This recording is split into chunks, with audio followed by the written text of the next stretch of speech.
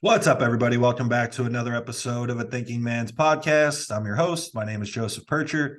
With me, as always, Tommy Styles. And today we're joined by IFBB Pro Nate Spear. Nate, how's it going, man? Thanks for joining the show. What's up, guys? Thanks for having me. Absolutely. Yeah. So the New York Pro coverage continues. Nate is 18 days out now from the New York Pro. So looking forward to seeing what he brings. So why don't you tell us about how the prep has gone so far? Obviously, a little less than 4 weeks out or 3 weeks out now. Tell us how the prep has gone so far. Obviously, you're continuing to work with Andrew Berry. We know that you've worked with him for a long time. So kind of tell us a little context with this current prep, and then maybe if anything is different from this prep to how you guys usually do it. And then that'll get us rolling. Yeah, for sure. So yeah, I guess this prep was interesting in the fact that there was a couple different uh change in variables, I'd say, that made it for an even better prep. I'd say a lot of my preps are always usually pretty smooth. Like my life is usually pretty low stress. I don't really have a lot of, kind of that kind of stuff going on. So everything's always been pretty smooth sailing, I would say. But this one was probably a little bit better because um this whole off season too. This was like my first time I was been full-time coaching now. Hmm. So before, I was in a restaurant, working 50 hours, sometimes 60 hours a week, depending on, if people are calling out in that time frame or not. And that kind of high stress and just not really a great positive environment, which obviously, is not really conducive to bodybuilding, right? Yeah. So that's a variable that definitely changed for my off season and then obviously the prep. So that's made everything pretty, I would say, much easier as far as preps go, because I'm not like having to deal with really, the customer base that I was dealing with before, or like going and dealing with a boss or, Yeah. them asking me about like why the numbers are down when you're 2 weeks out, you know what I mean? Right. Yeah. That kind of stuff, right?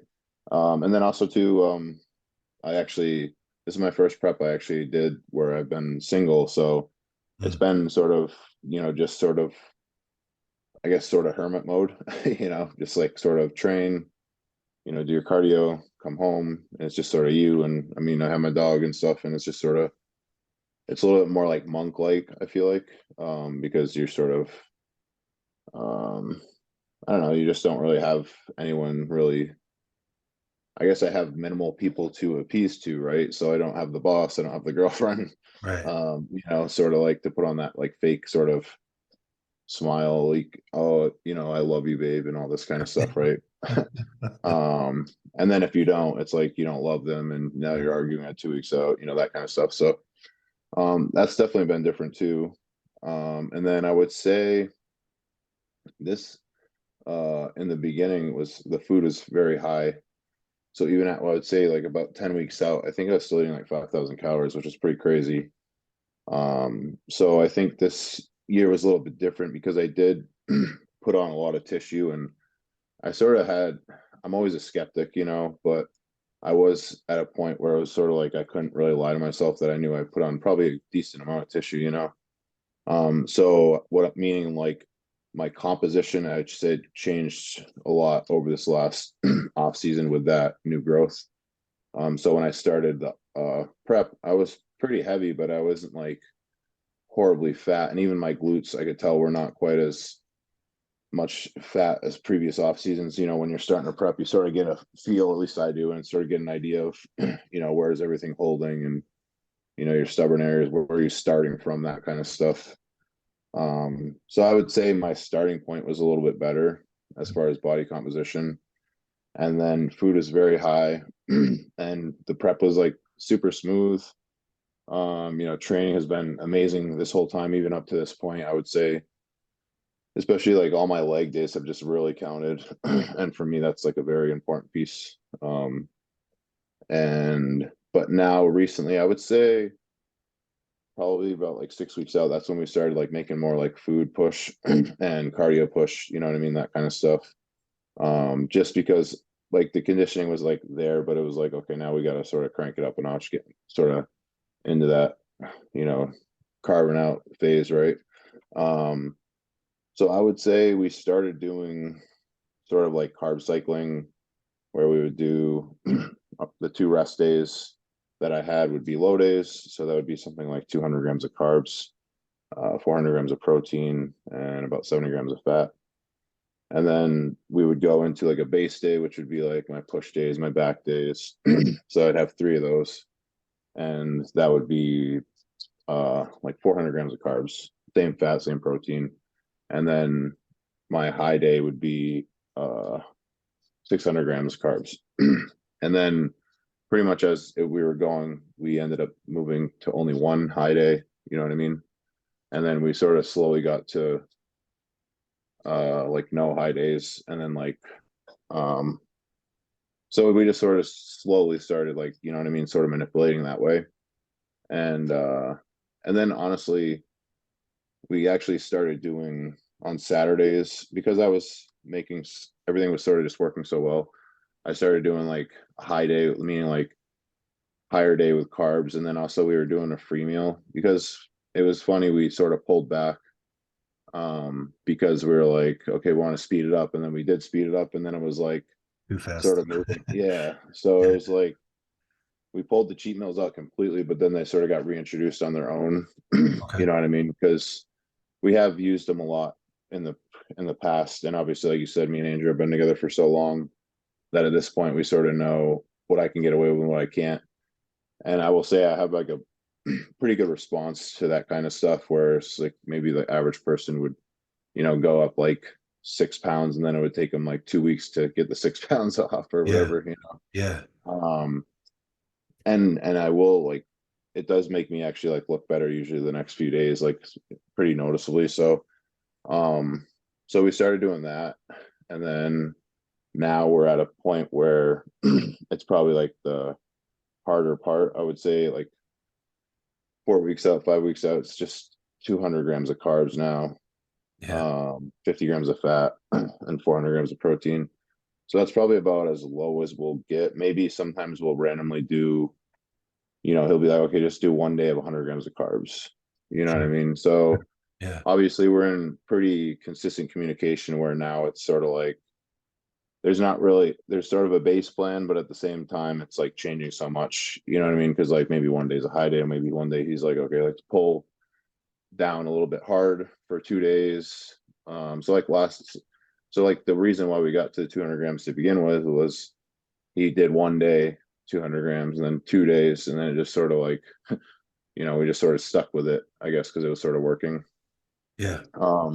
Nate, But with we your still, cardio, sorry to cut you off. With your cardio, what are you doing for cardio? Because I like to ask guys.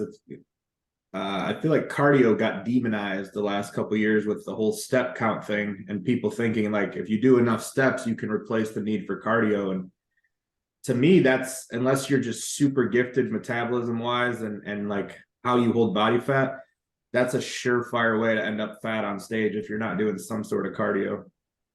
yeah, I would agree with you, definitely. I mean, so probably for maybe like 6 or 7 weeks out, we've been doing 35 minutes 2 times a day. So that's, you know, an hour and 10 for someone that gets pretty damn lean, and the food doesn't get too low, you know, compared to some people, because, you And know, what do you weigh obviously right now? guys, 250.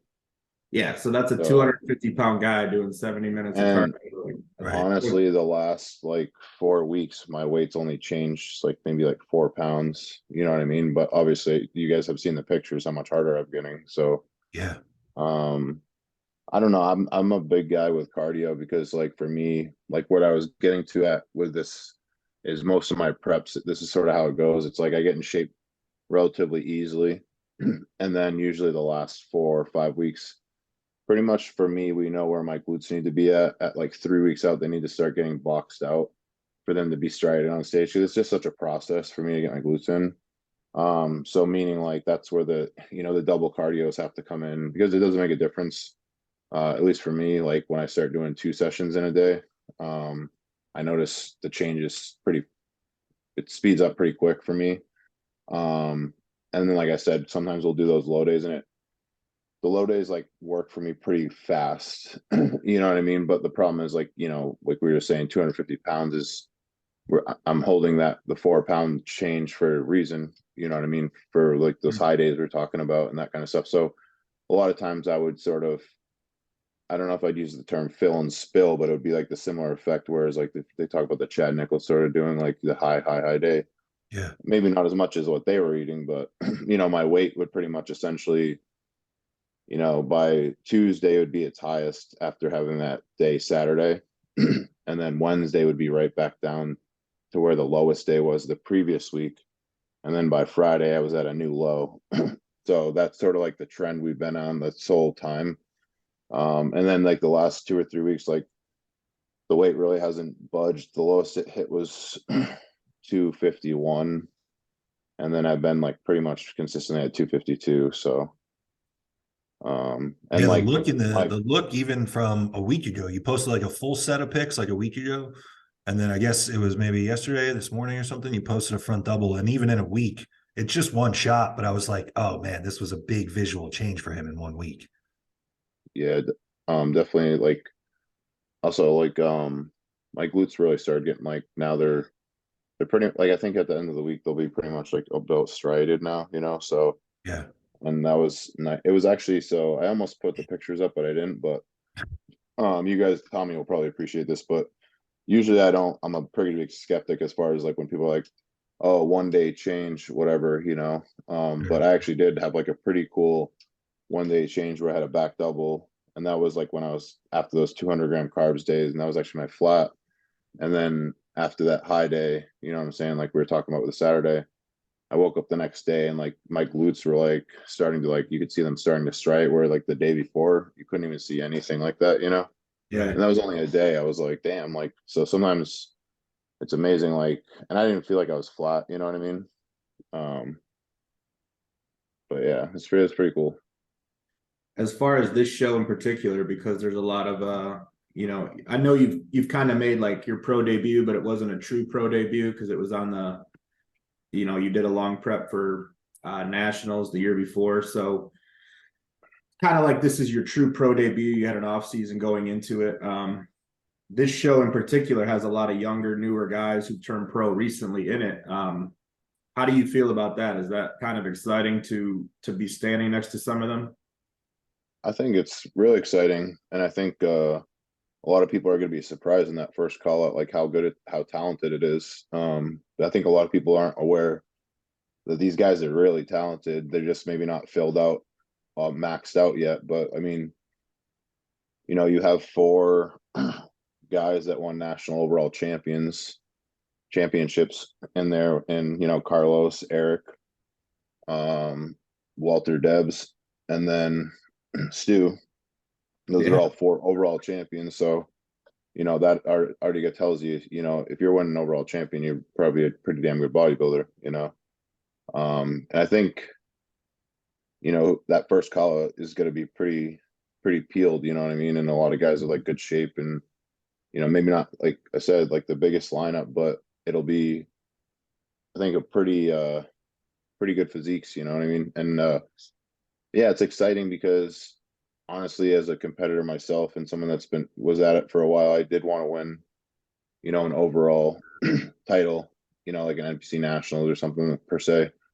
So, you know, going up against these guys is, if I can beat maybe, you know, some of these guys, then it will sort of prove to myself that, you know, I was worthy of a national overall championship. I just you know, happened to run into Carlos.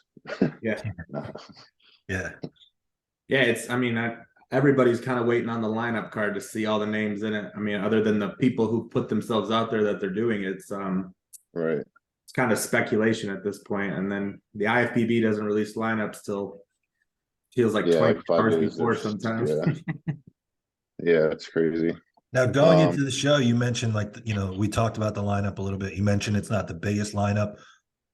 Looking at the lineup, and, you know, I don't know how much you do this or how much everybody does this, but when you look at the lineup, do you feel like it actually plays to your physique pretty well? Because, you know, just as an outsider, as a fan, I see that lineup and then I think about how your physique fits in with that lineup.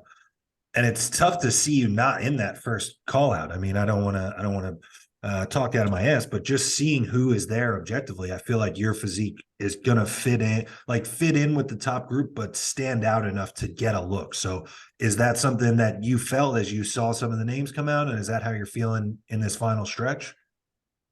Yeah, I would say so. I'm definitely feeling pretty confident in my physique. I mean, I think I'm pretty complete, like Yeah. 360, all my shots are pretty well rounded. Um, and then obviously I know my conditioning will be, on point. And I guess it's just sort of, I guess how much do the judges actually like me? I don't know. I feel like, I don't know.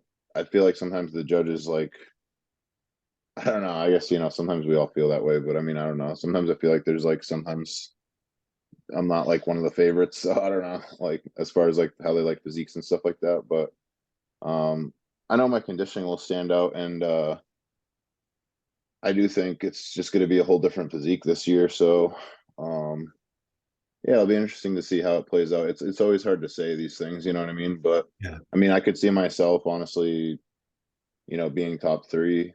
I think that's sort of a reasonable goal for myself. But even if I got first call out, I'd be ecstatic because it's the New York Pro, and Yeah. just getting my Absolutely. first call out and as an open pro bodybuilder is a huge deal for me. So And then two, I wonder, does it, because I'm from New Jersey, the being from this kind of like northeast area, does that show have any type of like additional significance to you? Like, does it hit home for you that it's the New York Pro? yeah, I would say so because like growing up in the area, that's the only pro show we had that was drivable. Yeah. So all of us would usually drive down and go to watch the show like year after year Yeah. as spectators. So and then obviously Steve is the one that runs the show, and he's sort of like the guy up here.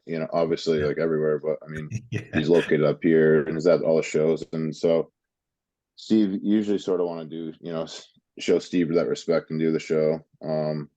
And then obviously, it's just sort of pretty nostalgic. I mean, I think it's sort of shifted gears over the past few years. It's not maybe what it once was, but it's still the New York Pro at the end of the day. So it still has the name behind it, but um, yeah, it'll be. I think it'll be a really cool show though, and very exciting for a lot of people because a lot of us don't know what to expect, and you could have someone like Eric Wood even win. Right. Who knows? Um, and yeah, and then he would be the talk of the town. You know what I mean? So you never know how it sort of can go down. You have to feel like you could be in that mix too. Like you said, like it's not unrealistic for you to expect to be in the top three, in the top call out. And because it is kind of a lineup of unknowns, I don't mean that disrespectfully, but it's a lot of new pros. Um, Right. and some of them maybe come with more hype or attention, whatever the case is. Hearing all this, I almost am starting to think about this. Like, this is a huge chance for you to step in and kind of like stake your claim against some of these guys that get a lot of attention. And especially knowing that it's coming off the back of like a really good off season for you, which isn't always something that you've had. You've kind of jumped around chasing the national shows. So, man, I don't think anyone listening to this is going to hear that and think it's unrealistic. So, yeah, man, we're definitely looking forward to seeing it. Talk Yeah, I'm about hoping to your like that. go ahead, Nate. I was just gonna say I'm hoping too the judges like notice that too, because I mean I did Boston and looked really good there. So to even Yeah. improve from there, should be sort of impressive for them. I would hope, and yeah, I just think honestly too, like for my most of my bodybuilding, I think I'm really coming into my own now because I was always placing well, but I was never fully like big enough, right? So I was always like a smaller guy, just well put together. So now that I'm actually like almost, I'm sort of like a big boy now. Yeah. Yeah. It's like at my whole physique is now coming to fruition or whatever you may say. Yeah. Because there's not really much lagging now, I guess. Whereas before there was like you could always sort of maybe pick apart some areas.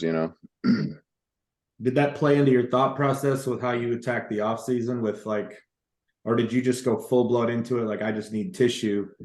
And then the next off season will just be more like refinement.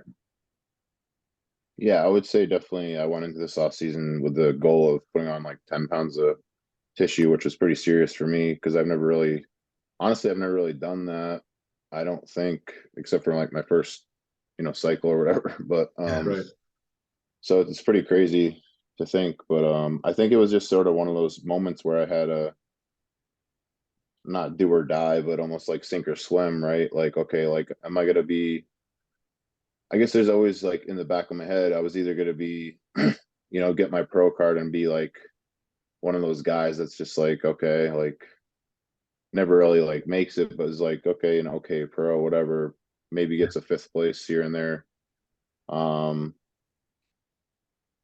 so I guess I can't remember where I was going with that, but I guess I wasn't really sure that I would ever like be in this position, I guess. I think I am finally coming into like I do think I could be like winning pro shows, you know what I mean? I do think I can Absolutely. still add more muscle and still look good. You know what I mean? So I think what I was trying to say earlier is that I guess, now that I'm putting on this muscle, like I guess people didn't, I guess I came on the scene pretty quick. So a lot of times people were like, oh, finally you got your pro card. But it was like, well, my first year in the NPC was my first stab at nationals. So I guess it sort of, it seemed very quick. So sometimes people made it seem like maybe I had been doing it for a very long time. So maybe sometimes people thought I was maxed out, I guess is what I'm saying, as far as Yeah. my potential goes. Even sometimes I thought that, honestly. So I Mm. guess now that I'm like breaking through that barrier, and I really feel like I can still put on like another 8 or 10 pounds next off season, because I just really feel like I have a good like I just have everything's clicking, and You have I that guess I shape feel like I too. have it figured out. You have that Yeah, and I shape guess and like that structure where it all sits right. Like you were saying, like even maybe you weren't close to maxed out muscularly, but I remember from the first time seeing you on stage, I was like, man, this is like complete top to bottom, front to back. Yeah, there's things that needed to be better, like on all of us, but that shape, and I have to say, dude, I'm always the one that's like fanning out on the show, but I saw you, I saw you online a couple times or for years, whatever. And it was always like, man, Nate's really well put together. Nate looks really good, but I had no idea how big you were as a person. And then I saw you at Atlantic States, I think 2018. Did you do Atlantic States? oh yeah. Man, I saw I was you, actually peeled for that show too. dude. You were peeled. And I remember you walking around backstage, and I was like, I texted one of my friends in bodybuilding, another guy, like a younger guy my age. And I was like, dude, Nate is fucking big in person, dude. And that was years ago. So um, hearing that you're kind of breaking through, like almost like that mental ceiling maybe that you had for yourself, it's cool to see, man, because seeing you in person, I know that people aren't getting the full idea online, and then now seeing the Yeah. off season that you had, I think it sets you up to, like you said, to surprise some people once you get up there. Now I want to ask, like, that big off season that you had, um, was there anything different? I mean, we know the main pillars. We know that you got to train your ass off, you got to eat, and you got to sleep. But was there anything that was worth mentioning or worth noting that was different? Or was it just giving yourself the time and the surplus? And then also as a follow-up, what do you think improved most on your physique from that off season? Yeah, I would definitely say I was able to eat more this past off season, which was a big help. Just sort of figuring out sort of a rhythm. And like I said, I mean, obviously having an off season where I was able to sort of coach, so I could have a better schedule as far as eating goes. Yeah. That Probably on that your feet a was lot definitely less too, crucial. right? Yeah, exactly. I mean, I probably went from like 12,000 steps to 2,000, not even, you know what I mean? So definitely a big difference there. Yeah. And then I was able to train every day at 11 a.m., Yeah. so it was like I had the best energy, Yeah. whereas before there was nights, I was working, until 8 at night, and I would get out of work, go smash a pre-workout and go have a half-hour workout, you know what I mean? And then probably have a horrible night's sleep, you know what I mean? Yeah. So things like that, like, but definitely the food, I would say I was eating more junk food too this off season, because I do think um I'm at a point where I guess I can get away with a little bit more. Like I am a little bit conscious of my health factor, but I do think I was responding pretty well to it as far as like putting on tissue, just because I guess I was just running so optimally that I wasn't really slowing down because of it. and it just allowed me to get more calories in that I probably, just couldn't get in, essentially. And then obviously, and then just my training was just so in sync. And then like my buddy opened a new gym, and it was like, just it's a private gym with like all this great equipment, and just, I can put on whatever music I want, so it was like sort of the best environment that I could have. And then honestly too, like I do think it did make a difference as far as growing is, but I've been really big maybe the last year and a half on like just getting body work done and getting physical therapy, exercises like done and shown to me, keeping up with that. And then I have like, I'm seeing a guy that like stretches me out, like does it for me, and stuff like Yeah. that. So I do think that's a really big component, especially now that I'm getting to that size, like I'm talking about, Yeah. where I do think it is crucial, to keep up with that kind of stuff. And then, yeah, I mean, like, I know a lot of people think like, because I mean, like coaching people too, and you talk to people, and it's like they think like every year, like the gear gets higher and higher. It's like it doesn't really work like that. So, like, as far as gear, it's like always this. I've been running the same stuff for this like last, 8 or 9 years. It's not like there's like people also get this like thing like, oh, like, I coach girls too, and like they think they got to start taking all this different stuff to keep growing. It's like, well, you can grow off the same cycle over and over again. Right. You know what I mean? Like I've done it 1,000 times. Especially because there's So, all these other progressive variables. Like, is your training progressing? Are you eating more food? If all that stuff is in place, I agree with you completely. right. And honestly, too, I mean, I would say definitely the insulin growth, it helps a lot for especially the more advanced you get, and the higher level you get, because you're just able to like milk it for what it's worth more. You know what I'm saying? Because your training is just so in tune. You just know how to maximize everything. You're not missing a beat. You know what I mean? And honestly, too, I think a more matured physique responds better. You know what I mean? Um, and then like, but I was saying, even for gear this last year, I didn't really go too crazy, honestly. Like I was using a lot of like Mast and Primo with my tests, and that was like pretty much it. And then I did one little like 8 week cycle at Trenace with tests, you know what I mean? And that was pretty much my cycles this off season. So it's not really like, anything groundbreaking or Yeah. I just felt like honestly too, everything was just clicking, and sometimes people talk about that, like having a really good off season, and they're just like everything just seemed to work, everything was in Yep. tune, just what I mean, everything was responding. I just felt like that was sort of what went down. Yeah. Yeah, I mean, you've highlighted it in that your training was optimized because you had a private gym. The environment was perfect. You got a better job schedule that allowed you to eat on a regimen, walk less during the day, which means you could hold more weight. I think, we did have a couple. I put up that question box, and it never fails. Same thing when we had Stu on or any guests we have. I get gear What's questions. a cycle? Yeah. And yeah, it's like knowing a certain guy's numbers is going to all of a sudden give you this key to a door that you're going to walk through and make all this success. And it just doesn't work like that. And I try to explain to people on my social media and behind closed doors, like, no one's running anything that you have not heard about online. There's no like special Right. list of compounds that we all keep for ourselves, and just like don't tell everyone. If they know, they'll get in it. Like, Yeah. Yeah. it's the same Right. shit, but I wanted to point that out. Like all these things that you're talking about that made your off season better don't have anything to do with the drugs. It's all the lifestyle foundational pillars of success. Honestly, the better and better I get, the better I get at learning how to recover and like be in sync with my body, as far as like I probably took more rest days off this off season than I have in any other off season. You know what I mean? There's something to be said for that, right? Oh, huge. I was going to ask, 'Cause, you like, had I mean, mentioned before, like breaking down, you're doing high days on, your regular training day or leg days and all that stuff. Are you just training 4 days a week? Now I'm doing 5. Okay. But did you have a period Yeah, that you but went for? yeah, in the off season, it was probably honestly. So actually, I know this goes against like all principles, but I mean, at this point, I've proven myself worthy, I think, to be intuitive of my own training. But so I would honestly just sometimes I would set up my training 5 days, but then I would take randomly maybe an extra off day, maybe like every other week or something like that. And it just Okay. really seemed to like work. Like I just knew when to take it off, I guess. Yeah. And I guess it just seemed to really work well for me. Because I would find like I like training 5 days a week, but I would find that sometimes it would catch up to me because I know you guys probably can relate, but the longer you train, the more muscle you have, the stronger you get, like the more your body's just gonna like take a beating, you know what I mean?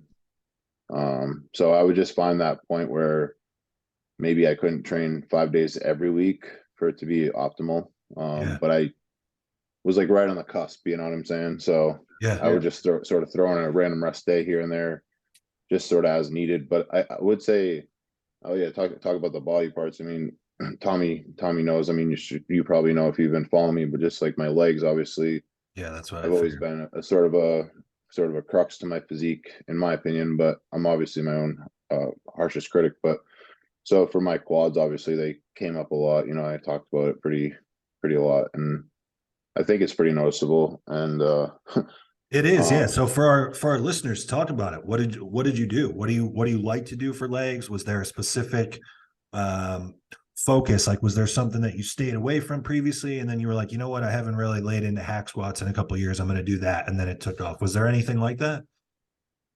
so I will say, like I was I think I'm a good bodybuilder too because I have like good bodybuilding IQ. I feel like I'm Right. pretty in tune as far as and realistic with myself, and I can sort of address issues, and I'm not scared to maybe try something different if it's going to provide better results. Whereas some guys are really not good at doing that. You know what I'm saying? They can't really stray from their own path. Right. But so essentially, after 2020, that was when I got runner up to Brent Swanson. I just was looking at my physique and I was like, man, my legs really have not improved. It's a harsh reality, but they just hadn't. And I'd been, training very intense, very heavy. But I think my focus was too much on the load. And so I started like sort of thinking like, okay, well, how can I improve my quads or my sweep? And I started talking to actually some powerlifters, and they were talking actually about, just a lot of powerlifters that squat really deep and sort of almost narrow, just have huge quads, you know what I mean? And I Yeah. just started thinking more about it. And I know there's some bodybuilders now that are talking more about it, but I don't think it was really maybe talked about enough in previous years, just about range of motion. Because I would go like really where it was an acceptable form, like where I would not be worried to post it on Instagram or whatever, Yeah. but it just wasn't quite deep enough for to hit my whole quad. And I think so when I went back to the drawing board and I had to lighten the weight obviously to Yeah. you know get this deep range of motion that I was trying to achieve. But it really made a difference as far as like for me, like that top of the quad really started filling in. Yeah. So like, cause it just, that deep stretch, it was almost like, hitting that top of the quad really nicely for me.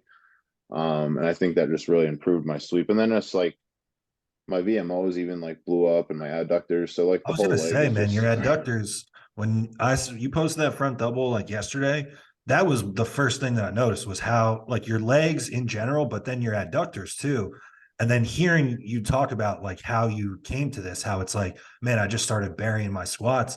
That's another thing, man. Like your adductors and your entire leg has no choice but to grow when you squat like that.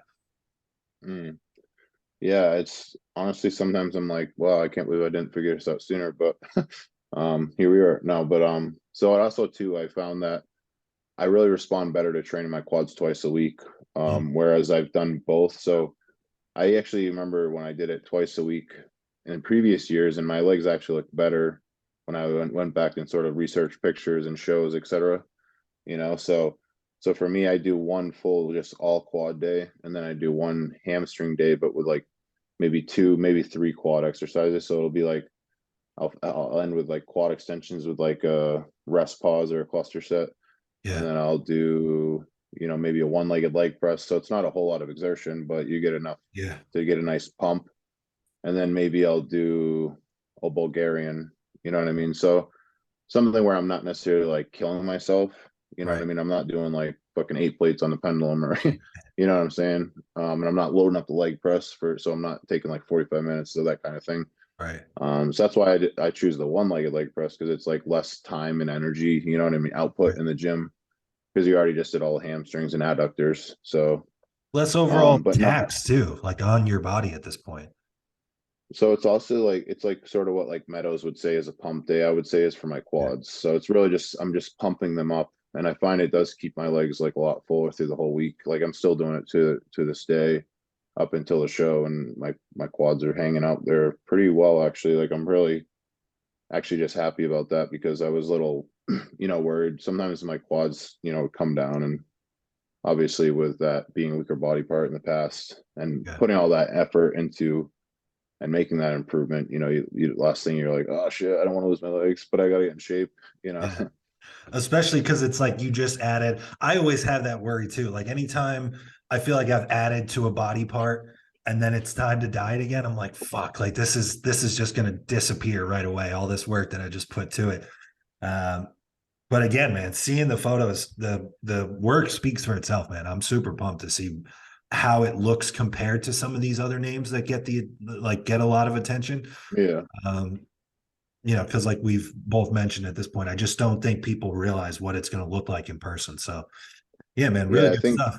like what you said is, I usually get that a lot, is usually a lot of people are like, oh, you're a lot bigger in person than your Yeah, pictures or whatever. So I mean that's it obviously a seems good like thing, but tall guys and like shape guys. That's always the case. Like yeah, Tommy's that way too, dude. Tommy's way bigger in person, no doubt about it. So, yeah, um, it's just one of I'd those rather have things. it Like, that. I'd rather have it be that way than be yeah. one of the guys that looks big online, and then you meet him and you're like, oh, oh, 100%, thought dude. you'd be bigger. Right. You know how many people like when I started working for Animal and I'd go to the Olympia or the Arnold or whatever the case is. Dude, the first time that I went, my world was like shattered. I was like, oh my God, it's all fake. None of this is real. Like every single person that you thought was impressive, you see them in person and it's like, oh man, like this guy is like not even close to this in real life. So Yeah. absolutely, man. It's definitely the other way. And I think getting on stage, that's when like the shape and the structure on top of, you're always one of the most peeled guys, you've added this mass, but that shape and that structure stands out when you get compared to other people. So I think Well, I feel like I really shine. I feel like I really shine when I get on stage too. You know what I mean? Like where some yeah, guys they don't, you know what I mean? Like, or they right. don't really Yeah, some translate. guys Like look they better might have, just walking around the gym or walking around the mall or than they do on they post stage. like, the 5 day out Yeah, progress pics and they're like insane. And then it doesn't quite like maybe, you right. know what I mean? Translate as well as far as like lines and all that kind of stuff. Or even just compared to Nate, you other always people. have good posing, conditioning, and presentation too. I've noticed that at every show I was at least one of the national Yeah. You've shows. been at a lot. I feel like you've been at a couple of them. Yeah, and you've been worked like multiple rounds through, Yeah. and I can like you're one of the few who I never see like belly breathing. You never lose your midsection on stage, and I know Andrew's talked about in different Facebook groups about how he has guys practice posing 20 weeks out all the way in, and I'm sure that bled into you. Oh, How yeah. hard do you practice your posing? So I try to do it now. I'm doing it like twice a day. So, and I do 2 rounds each one of those times. So I do it usually in the morning after my cardio. I'll do 2 rounds where I hold it for like, the poses for like 5, sometimes 10 seconds. Depending on obviously on my energy, no lie. But Right. and then usually post workout now we're doing 2 full rounds post workout in 2 different lightings. And then I'll Mhm. usually send those to Andrew to not every day, but he'll usually ask for, post workout video, maybe like 3 times a week or something. But no, like this year, I definitely dedicated myself even more so to putting in the work on the posing and holding them, and just because I know at this level, you know what I mean, like everything counts. So and they will pose you longer, and you get Steve, and yeah, they Steve is oh going yeah, to run you guys through it. So oh yeah, and not only that, they pretty much always like have a confirmation round at night too, where you pose again. So mhm. in the pro league, so you definitely get your time worth, because you got to remember too, like, at these pro shows there's really only like 80, 100 competitors, whereas like these national shows that we're used to, or I was used to, is fucking 1,000. So Like North it's like America. 30 seconds and you're done. Yeah. Like that's the best thing about the pro show, is when I did Boston, is like you don't feel rushed. Like in your individual comparison, like for prejudging, you just can go out there and take your time and, just be relaxed, and it's nice, and hold your poses, you know what I mean? And I just felt like that was like the nicest part probably, was that, and even my posing routine, like it didn't feel rushed or anything, like and like, yeah, I felt like I got plenty of posing in and plenty of looks, and that was cool. Yeah, so we've mentioned him a couple times. Andrew Barry's your coach, and this is rare in today's industry. You've worked with him your entire career. So talk about, the relationship you have with him, and how you've been able to stay with him. I'm obviously, the why is easy because you guys have continued to move up the ladder throughout your entire career. But, in an industry where people do coach hop and try different things, like, why did you always stay with Andrew? Why have you always? Yeah, that's actually a good question. I mean, obviously, like you said, I mean, we've had very good success, and I guess just me and Andrew have always clicked from the rip. He's obviously, I mean, a lot of people know he's like one of my best friends now to this day. So we have an amazing relationship that way. Like, we have so many good memories together, and yeah, I just feel like Andrew, me and him just like click as far as like, I feel like we're both we try to be both like honest, loyal, like people like with integrity, and like, I guess a lot of traits that are not, are sort of lost these days. And we both have common sense, and like we sort of just all like, we're sort of on the same page, wavelength, you know what I mean? And I've just learned so much from him. Like, I guess I've always looked at him as now he's sort of coming into the light a little bit more, but I always looked at him as like one of the most underrated coaches, because he can teach so well, and he's very easy to listen to. It's like you want to listen to him, you know what I mean? So I guess, and just, he's just, a lot of people respect him. Like, you don't really hear anything bad about him. Like, I guess, he sort of checks all the boxes as far as like what I could want for in a coach.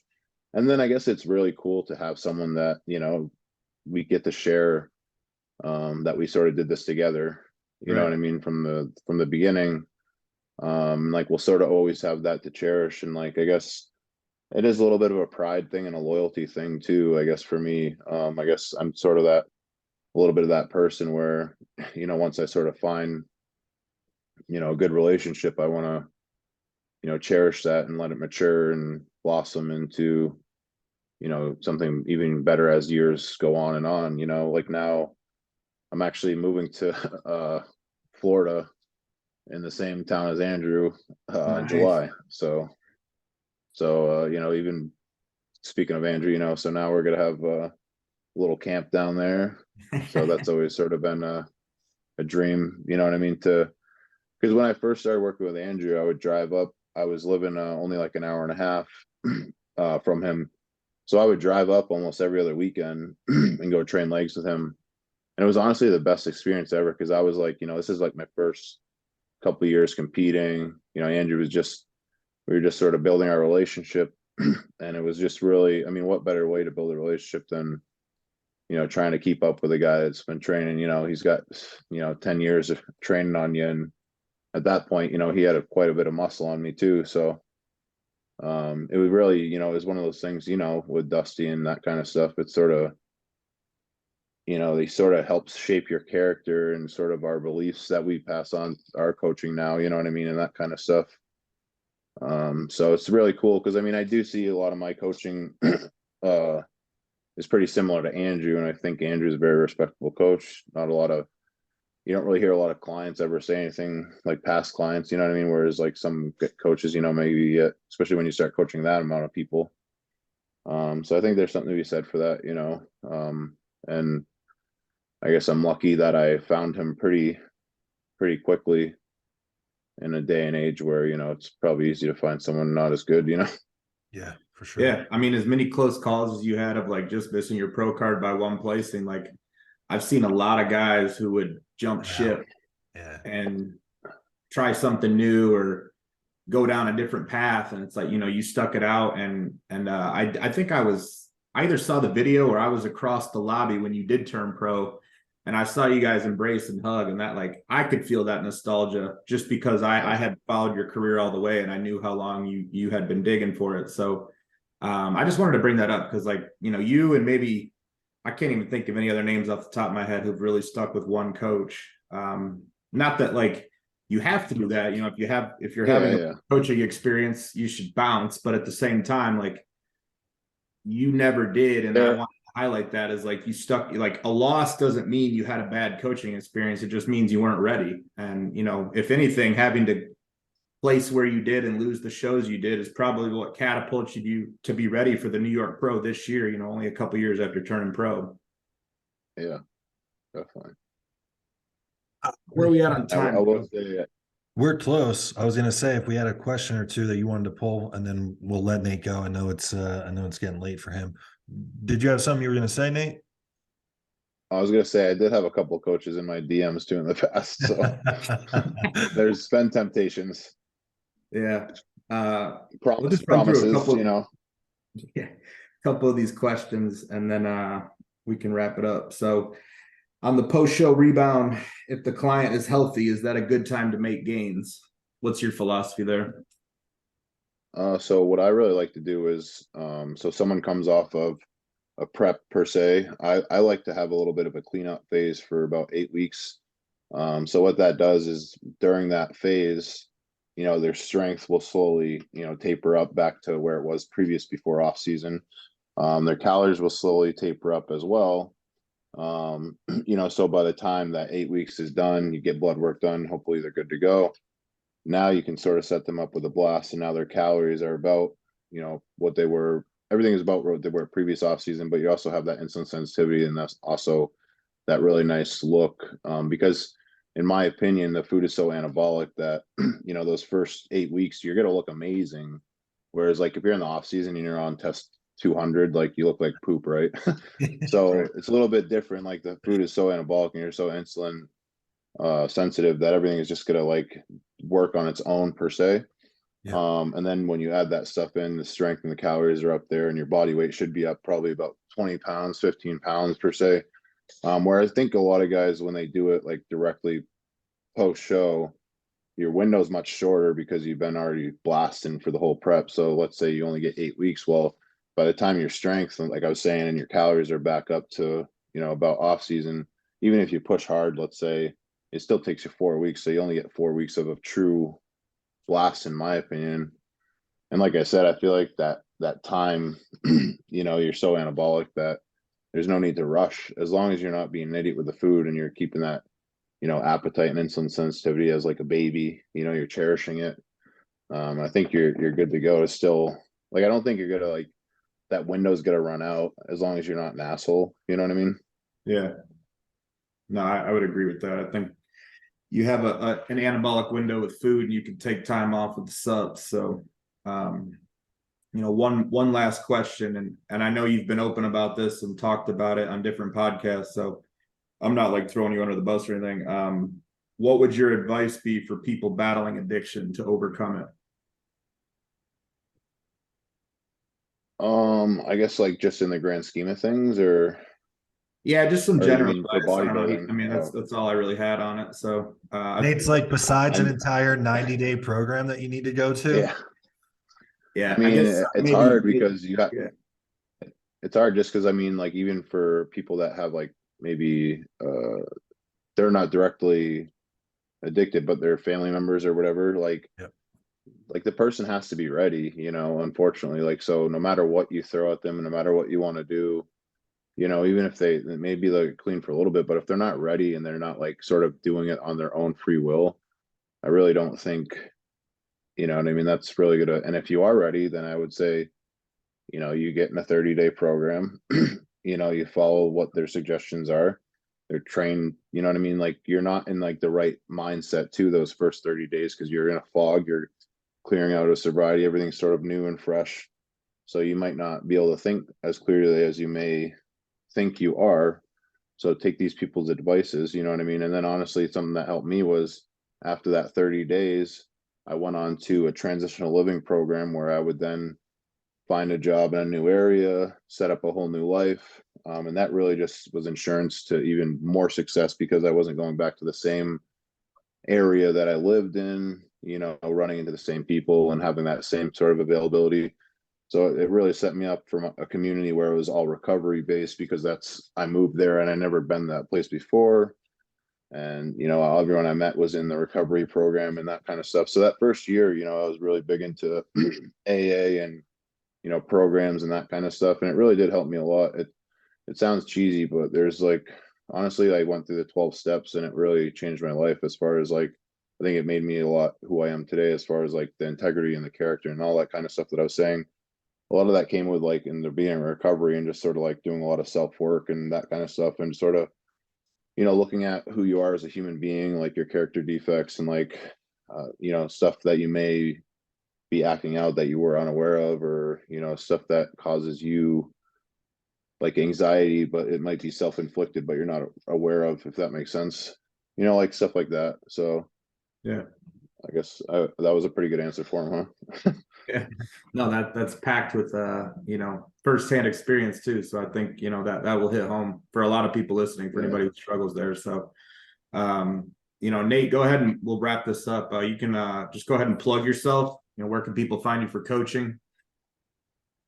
Yeah, so I'm pretty much just mainly on Instagram at Nate Spear. And then obviously, like these guys said, you know, I'm getting ready for New York Pro, but still taking on clients and stuff like that. But if you guys just want to follow along at my Instagram too, I post a lot more content as I get closer. You know, obviously a lot of good changes are happening. So now it's exciting to sort of post some stuff. And then obviously, so I'm sponsored by HD2. If you guys want to check them out, my code's Nasty Nate. But yeah, no, I mean, it's just been a really good year, and I just really happy to be sort of where I'm at, and just really grateful. I feel like no matter what at this point, it's sort of like a win, you know, because just to sort of make it to this point, I guess, you know. Yeah, absolutely, man. And thanks for taking the time, especially with where you are, especially it's, you know, it's late at night. You're probably getting ready to wind down. So we appreciate you taking the time, man, truly. And Of course. we're all wishing you the best at New York. I'm going to be at New York. So if we happen to run into Nice. each other, Let's grab a pick or something. yeah, absolutely, man. It'd be great to catch up and meet you in person. So for Okay. Nate Spear, for Tommy Styles, I'm Joseph Pircher. This was a Thinking Man's podcast. And until next time, guys, we are out.